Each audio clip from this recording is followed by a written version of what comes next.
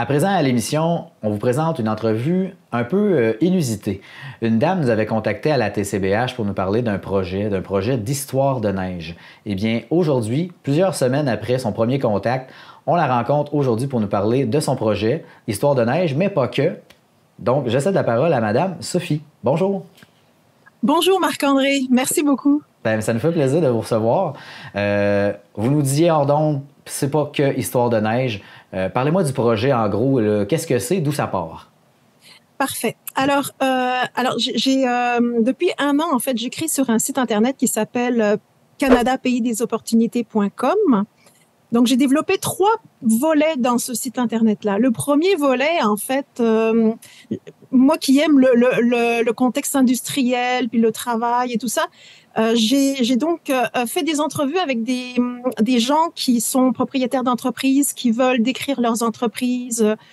J'ai aussi la possibilité d'afficher des offres d'emploi. Donc, en fait, c'est vraiment un volet qui concerne les entreprises, pas juste au Québec, mais aussi à l'extérieur du Québec. Mais évidemment, de par la position géographique que j'ai, je suis dans le Bas-Saint-Laurent. Donc, pour moi, c'est beaucoup plus facile de prendre contact pour tout de suite avec des entreprises du Québec. Mais peu à peu, je peux aussi déborder au-delà des limites du Québec. Donc, les entreprises qui seraient intéressées à faire une entrevue avec moi, c'est une publicité gratuite en fait que je leur offre pour la rencontre, une rencontre virtuelle en fait, raconter leurs services, leur histoire. Bref, en fait, ce qu'ils veulent raconter sur leur entreprise pour les faire connaître. Et puis aussi toutes les entreprises qui souhaiteraient faire diffuser des offres d'emploi aussi. Moi, je leur offre la possibilité sur ce site Internet-là. D'accord. On parle de Canada, pays des opportunités. D'où ça vient ce nom-là? Comment est-ce que ça vous est venu? Alors, bon, moi, je suis française, en fait, native de France. Et puis, quand je suis arrivée au Québec, bon, c'est sûr que je connaissais pas grand-chose. Je suis arrivée avec mon sac à dos. Je venais tout juste de finir mes études. Et puis, bon, je suis allée travailler dans différentes régions du Québec. Et j'ai toujours eu un intérêt pour le voyage, pour la découverte des gens, la découverte des paysages. Tranquillement, en fait, j'avais réfléchi à ça il y a plusieurs années, de faire quelque chose qui permettrait de faire découvrir aux gens, en fait, pas juste les Canadiens, mais aussi des gens à l'extérieur. En fait, tous ceux qui voudraient soit immigrer au Canada, soit une personne au Canada qui voudrait changer de région. Ben, je trouve ça intéressant de pouvoir raconter des choses lors de mes voyages, des photos personnelles, d'interviewer aussi des gens qui vont visiter des coins inusités, un peu en dehors des sentiers battus. Donc, en fait, c'était un petit peu ça l'origine de ce site Internet-là. Donc, c'était pas pour raconter ma vie, mais vraiment pour aller à la rencontre des gens qui habitent à différents endroits du Québec et du Canada. Dans le fond, de ce que je comprends, c'est un outil pour ceux qui veulent en apprendre un peu plus sur ailleurs que chez eux, au Canada, entre autres, pour justement, s'ils veulent s'installer ailleurs, s'ils veulent en apprendre un peu plus sur telle région, sur telle entreprise. C'est bien ça, si je comprends bien, là. C'est exactement ça. C'est vraiment pour toute personne qui souhaite découvrir qu'est-ce qui se passe à l'extérieur de leur région, pour toute personne qui souhaiterait changer de vie, changer de contexte, changer de région, changer d'entreprise. Donc, c'est un peu aller à la découverte de ce qui se passe ailleurs de chez nous. L'initiative de démarrer ce projet-là, cette entreprise, est-ce que ça vous est venu dans une certaine mesure que vous, avoir un outil comme celui-là quand vous êtes arrivé au pays, est-ce que ça vous aurait aidé un peu plus? Probablement, j'aurais cherché des informations parce qu'à vrai dire, je savais pas s'il y avait des services de transport en commun. Je savais pas où j'allais. Je connaissais mal ma géographie. Donc, oui, ça aurait été un outil qui aurait été intéressant. Probablement qu'à l'époque, quand j'ai immigré, en fait, il y avait déjà peut-être beaucoup d'informations, mais j'avais pas été chercher ça à droite à gauche parce que j'avais pas forcément idée où je pouvais trouver cette information-là. Mais c'est sûr que il y a énormément de sites de voyages, énormément de livres aussi à travers, pour les voyages à travers le Canada. Donc ça, je trouve que l'information peut être aussi trouvée ailleurs que sur mon site Internet, évidemment, mais sauf que c'est ma vision des choses. Je l'apporte d'une autre façon, en fait, en parlant avec les gens, en voyageant moi-même. En fait, lors de mes voyages, en fait, je prends énormément de photos.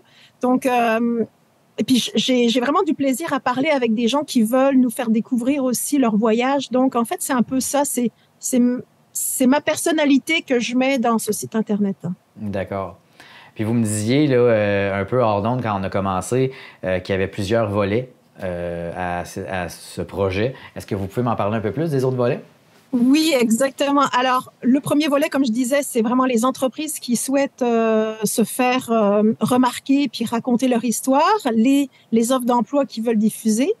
Le deuxième volet, c'est un autre projet que j'ai, c'est que j'ai sollicité en fait des gens pour me raconter des histoires de neige. Donc, en fait, je veux faire une grande compilation d'histoires, des histoires comiques, tragiques, qui ont eu lieu avec la neige, de la glace, de la température froide.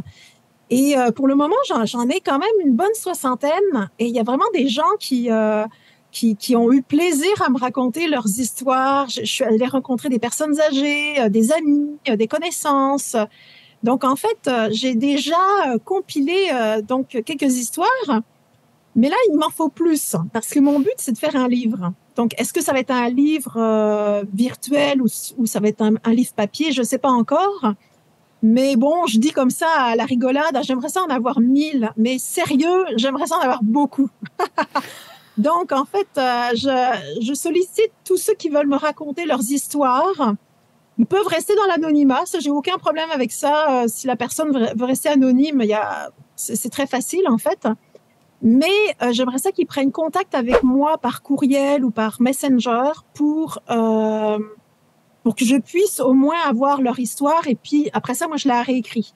Donc la personne peut faire un enregistrement vocal et me l'envoyer par courriel. Aussi, la personne peut l'écrire sur une feuille, prendre une photo puis me l'envoie par courriel.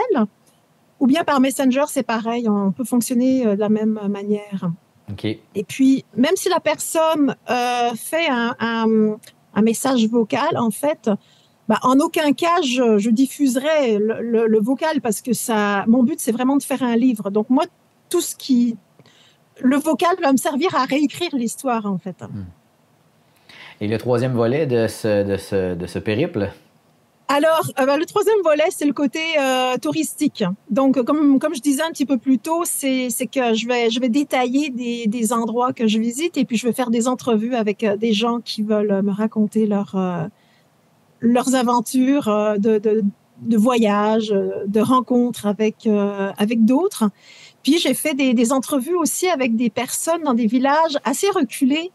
Donc, c'est vraiment intéressant parce que ça me permet d'avoir une vision des gens qui vivent à certains endroits, puis vraiment une invitation à aller les rencontrer. Donc, c'est ça, en fait, la rencontre des régions. Les gens peuvent vous contacter de quelle manière, que ce soit pour le volet 1, 2 ou 3, ils peuvent vous écrire, vous avez dit Messenger par courriel, mais ils peuvent vous contacter de quelle façon? Alors, le meilleur contact, en fait, ce serait par courriel. Et puis, je prendrai contact ensuite avec les personnes. Je peux même les rappeler par téléphone, aucun problème. Mais par courriel, ça, c'est vraiment un bon début. On parle juste pour revenir un peu à l'origine, l'histoire de neige. Est-ce que les gens ont un certain temps pour vous envoyer ça avant que l'hiver finisse ou il n'y a pas de délai? Ou... C'est sûr que c'est toujours plus facile de raconter une histoire de neige quand on a de la neige autour de nous, parce qu'au mois de juillet, août, je pense pas que les gens aimeraient se remémorer leurs histoires de neige. Mais à vrai dire, j'aimerais, d'ici le mois d'avril, j'aimerais pouvoir compiler un maximum d'histoires. Et puis, si jamais, après, les gens ont d'autres histoires qui leur viennent en tête, ils peuvent prendre contact avec moi en tout temps, c'est sûr. C'est sûr que j'aimerais avoir toute ma compilation de prête à l'automne. Donc, ça veut dire que si je veux finaliser le livre avant le prochain hiver, en fait, faudrait faudrait qu'à la fin de l'été ou début automne, les gens puissent m'envoyer absolument tout. Mais l'idéal, ce serait donc avant le mois de mai, en fait, hein. D'accord. Bon, ben, c'est super intéressant comme projet. C'est vraiment une belle initiative que vous avez pour Merci. permettre les rencontres, pour permettre justement d'en apprendre un peu plus sur les gens, sur les entreprises. C'est une bonne idée. Bravo. Ouais, merci. Bon, ben, les gens qui souhaitent contacter Sophie, le courriel apparaît présentement au bas de l'écran. Donc, si vous voulez raconter vos histoires, si vous voulez avoir un peu plus si vous voulez parler de votre entreprise, si vous voulez avoir plus d'informations, bien, je vous invite à la contacter.